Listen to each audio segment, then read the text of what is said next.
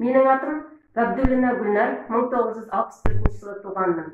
Бүгін 20 октябрь 2020 жылы мен Сауранда таксиге отырып, Көктем базарына келдім.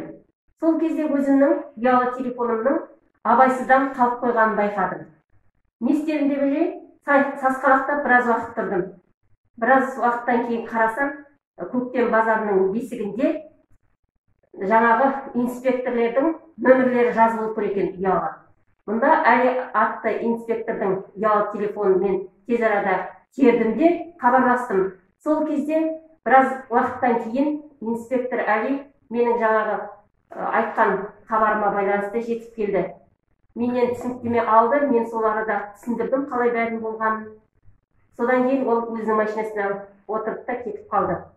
Енді міне 3 сағаттан кейін үйіме келіп, мына ұялы телефонымды тауып әкеліп берді. Сол үшін де өзім қуаныштымын. Осындай полиция департаментіне рахметімді айтқым келіп отыр. Мына Әли есімді инспекторларды осылай тәрбиелеп, стратегиялық жақсы тәрбие берген үшін көп-көп алғысымды айтамын. Рахмет Әли саған.